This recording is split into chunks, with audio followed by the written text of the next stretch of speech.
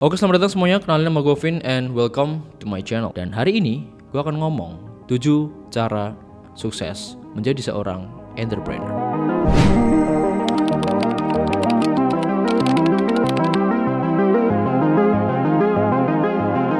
Di video ini kita akan bedah 7 alasan konkret alasan entrepreneur bisa sukses. Jadi kalau buat kalian semua anak-anak muda di luar sana, anak-anak yang mulai merintis atau baru pikir-pikir ide atau bahkan sudah memulai bisnis kalian, jangan skip video ini karena mungkin ini video yang cocok untuk kalian lihat di rumah.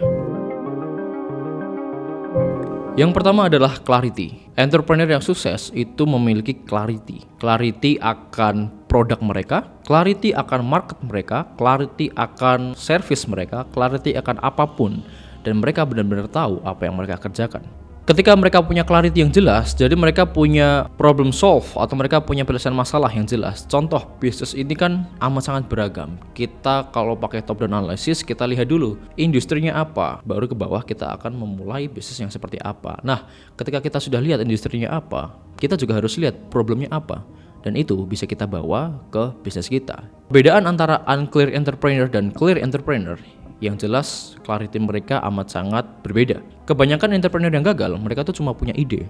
Mereka punya ide yang brilian, ide yang besar, tapi mereka nggak punya clarity struktur-struktural lain di bawah ide-ide yang mereka buat itu. Contohnya, mereka tuh punya ide satu. Gue mau buat aplikasi transportasi online. Gue mau buat transportasi pengiriman makanan. Gue mau buat aplikasi jualan skincare. Gue mau buat toko retail. Gue mau buat apapun itu. Pada dasarnya mereka ini tahu industrinya, mereka paham akan industrinya, tapi mereka nggak tahu problem apa yang akan mereka pahami dan mereka nggak punya clarity untuk solve the problem. Bedanya dengan entrepreneur yang sukses, mereka tuh satu, mereka punya clarity yang jelas, clarity akan market mereka, industri mereka, dan problem mereka. Perhatian mereka itu spesifik dan mereka tuh fokus tajam, jadi mereka bisa bikin produk yang menyelesaikan masalah itu. Contoh realnya adalah kopi kenangan yang dibuat oleh Pak James Prananto. Yang dilihat oleh Pak James itu bukan cuma sekedar trennya doang. Betul, pada saat itu bisnis tren kopi atau coffee shop itu baru naik.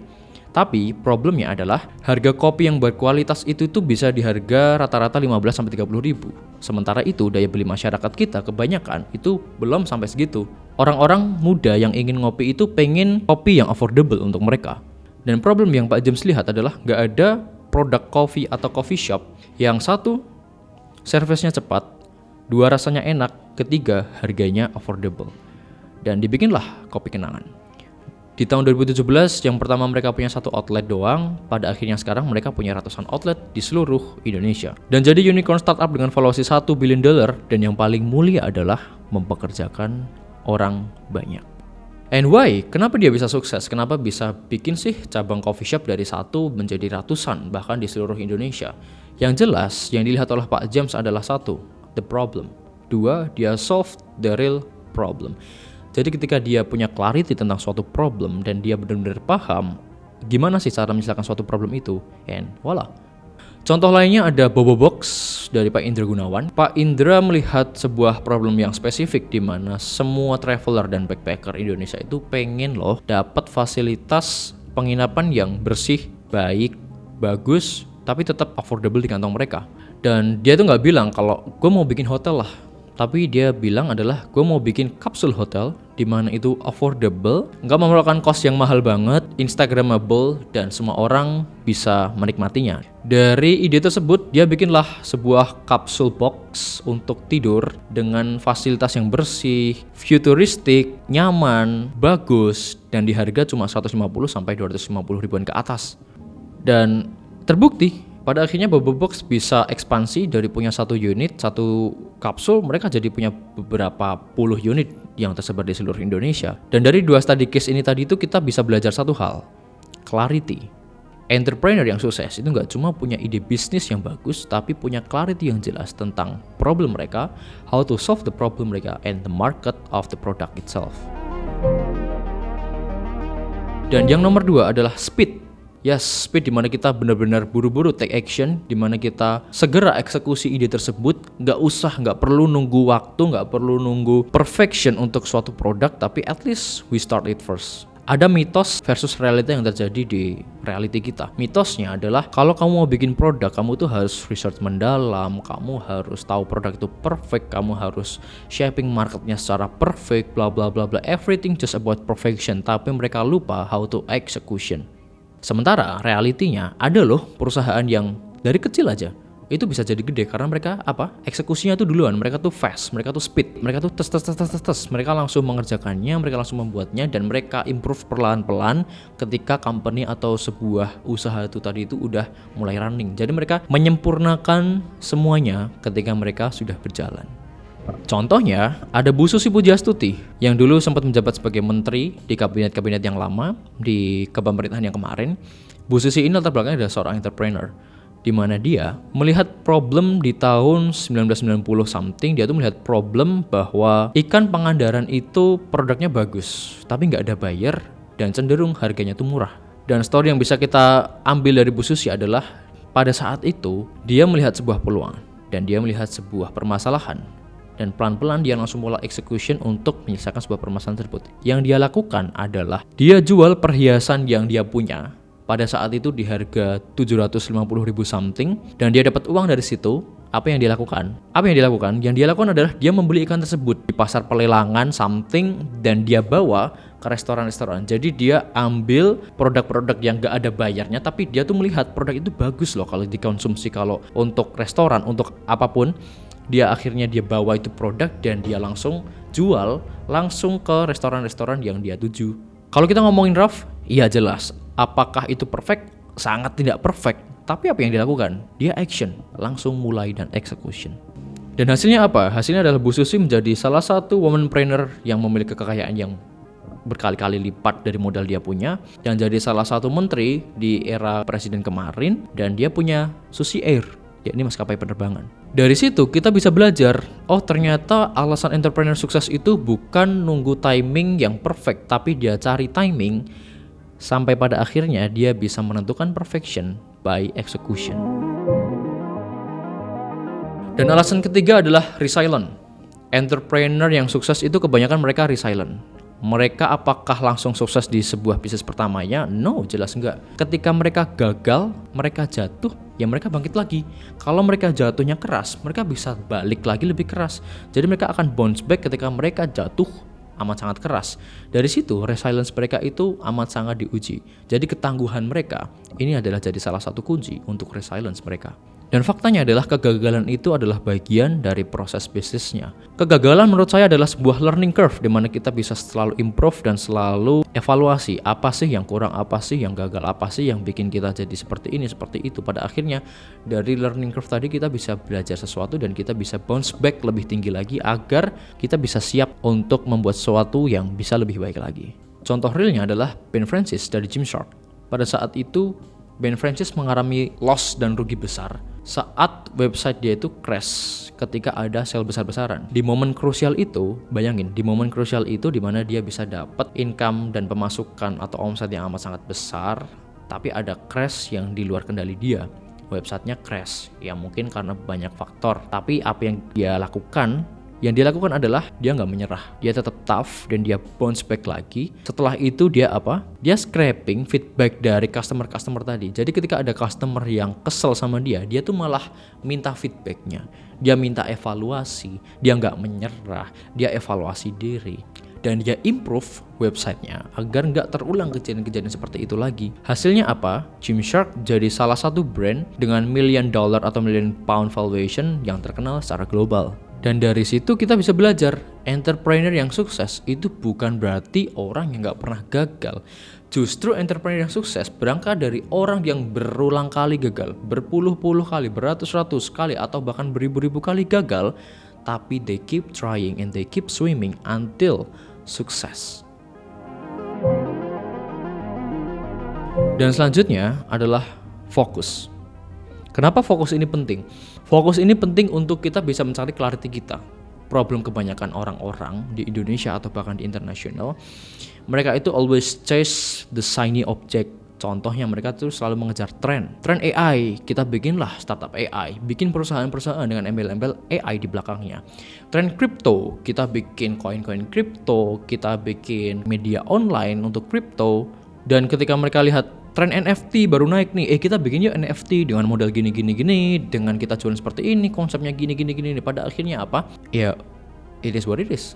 Dari situ resultnya adalah bounce dari satu idea ke idea yang lainnya. Jadi mereka akan lompat dan mereka akan terus lompat tanpa adanya fokus, tanpa adanya resilience, tanpa adanya clarity yang jelas. Jadi mereka lompat dari satu ide, dari satu tren ke tren yang lainnya. Mereka lompat pada akhirnya di flop. Padahal kalau kita bisa fokus, kita nggak perlu lompat-lompat. Kita cukup ikutin satu tren dan kita benar-benar fokus di sebuah ide itu. Kita bisa jalan tuh secara perlahan, kita lihat ke depan seperti apa. Jadi kalau kita jalannya pelan-pelan, kita bisa tahu obstacle-nya apa aja. Kalaupun ada lubang, kita bisa tunggu dulu dan kita bisa perbaikin apa sih yang bisa kita lakukan untuk melewati lubang itu. Oh, kita bikin jembatannya pelan-pelan. Yaudah, kita bikin jembatan pelan-pelan dan pada akhirnya kita melewati lubang tersebut. Tapi kalau kita bounce, kita selalu bounce. Ketika ada lubang yang nggak bisa kita lihat, ya kita akan masuk ke dalam lubang tersebut. Kita akan bounce. Ada lubang nih, bounce, whoop. They drown. Dan yang selanjutnya adalah humble tapi confident. Yes, entrepreneur yang berhasil adalah orang yang humble tapi tetap confident. Ada paradoks yang terjadi di entrepreneurship things. Paradoksnya adalah ketika kalian tadi overconfidence atau percaya diri kalian itu terlalu berlebihan, maka kalian akan menjadi seseorang yang arogan. Tapi sebaliknya, ketika kita insecure, kita nggak akan berani ambil keputusan dan kita nggak akan jadi berani untuk memulai. Dan dari sini, entrepreneur itu yang sukses harus punya balance di antara dua ini tadi. Di antara insecurity dan di antara arogansi. Jadi kita bisa tarik tengahnya, being humble but confident. Entrepreneurship yang sukses pasti punya balance. Balance yang dimaksud di sini adalah kepercayaan diri mereka. Mereka tuh percaya bahwa things yang mereka kerjakan itu bisa works. Dan humble-nya adalah mereka tuh nggak overconfidence, tapi mereka juga insecure. Jadi mereka akan terus membumi dan mereka akan terus evaluasi apa sih yang bisa kita pelajari, apa sih yang akan bisa kita dapatkan dari feedback, dari kritik dan saran dari masukan orang. And why balance is so important? Karena satu, confident tanpa humility, it's arrogance. Ketika kita sudah arrogance, kita nggak akan dengar feedback dari orang-orang. Kita cenderung cuek dengan saran dan evaluasi dan masukan yang ada, dan kita tidak memperbaiki diri. So, yaudah kita nggak akan survive. Dan yang kedua, humility tanpa confidence itu sama dengan paralysis. Entrepreneur yang terlalu insecure itu pada akhirnya nggak akan berani memulai apapun. Gue takut deh produk gue nggak laku, gue takut kalau dihujat, gue takut kalau bla bla bla bla bla bla. Dan gue nyalain kamera ini, apakah gue akan takut akan hujatan kalian? Fuck no. Karena ketika kita insecure, so we not gonna start anything. By not start anything, we not gonna go anywhere. Dan selanjutnya adalah networking. Yes, networking adalah salah satu aspek yang amat sangat krusial. Karena apa? Karena your network is your net worth. Jadi kita harus bisa networking sama semua orang. Kita harus bisa networking dengan orang yang punya visi yang sama, goals yang sama, semangat yang sama. Pada akhirnya kita bisa membuat ekosistem dan sebuah komunitas yang sama-sama baik. Semuanya win-win. We all gonna win. We playing in the positive sum game. Nggak saling menjatuhkan, nggak saling senggol-senggolan. Karena networking yang bagus akan membentuk sebuah network yang bagus. Network itu adalah acceleration dari sukses. Dan data menunjukkan kalau 70% network itu berpengaruh, bahkan sampai 90% pemasukan dari sebuah company. 80% business opportunities itu juga datang dari mana? Dari network, bukan dari pure advertise secara mandiri. Contoh tadi kita punya kopi kenangan dari Pak James. Networking pertama dia adalah bagaimana cara build the system and the product and the team. Jadi ya terciptalah sebuah kopi kenangan. Apakah itu dari orang yang antah berantah datang ke Pak James? No. Pak James sudah punya networking, dia tahu nih harus masukin siapa, dia harus hire siapa. Pada akhirnya jadilah sebuah kopi kenangan dengan brand yang amat sangat besar. And Finn, how to build network? Easy. 1. You join to beberapa macam event yang ada di luar sana. You join the conference, you join the competition or whatever. Kamu bisa networking di semua tempat. Contohnya, di Di Jakarta banyak sekali event, setiap hari bahkan hampir ada event. Ya udah lu masukin aja lah. Kamu pilih industri kamu dan you just join that. Walaupun kalian keluar modal, tapi it's good karena kalian bernetworking. Bisa jadi investasi yang kalian keluarkan tadi, timbal baliknya itu bisa berkali-kali lipat. Kalian bisa dapat proyek, kalian bisa dapat relasi, bisa dapat funding atau investor bahkan, who knows. Dan yang terakhir adalah execution. Kalau kita sudah belajar beberapa aspek tadi, ya mari kita segera execution. Kita harus fast on execution, dan walaupun kita nggak harus fast execution, tapi at least we do the execution. Karena by the execution, everything will follow us. Everything will follow our movement. Kita sudah execution, kita sudah apapun itu, pasti hasilnya bisa kita dapat kok. Beda cerita kita udah menganalisa, kita udah networking, kita bla bla bla bla bla bla. But we never execution, so we got nothing. Jadi itu tadi 7 cara bagaimana seorang entrepreneur bisa sukses. Dan silakan belajar, do whatever it takes, do whatever you want, explore apapun itu sampai kamu bertemu sukses kamu sendiri. Kamu bisa bikin brand kamu sendiri. Itu yang sedang saya lakukan dan amat sangat membanggakan diri sendiri ketika kita bikin sebuah brand, sebuah usaha, sebuah movement dan kita bisa menghidupi orang lain. Di hati terkecil saya itu adalah hal yang amat sangat mulia. Jadi let's make a competition for ourselves. Buat kompetisi untuk teman-teman kita semuanya. Bikin industri kita ini lebih maju lagi dengan orang-orang kreatif seperti kalian. Gua amat sangat tahu lo adalah seorang pemimpi yang tinggi. Jadi ketika lo mimpinya tinggi, lo gak boleh kerjanya setengah-setengah. Lo gak boleh actionnya itu setengah-setengah. Lo tahu lo siapa, just do whatever what you want. Sukses adalah sebuah maraton panjang. Entrepreneurship adalah salah satu cara untuk menuju kesuksesan. Balik lagi, walaupun kesuksesan itu adalah hal yang personal dan subjektif, to be a successful entrepreneurship, it's a one-way trip. Jadi ya, keep building, keep grinding, and keep improving. By that, success will comes to you. Itu aja untuk hari ini, and see you in the next video. Huha.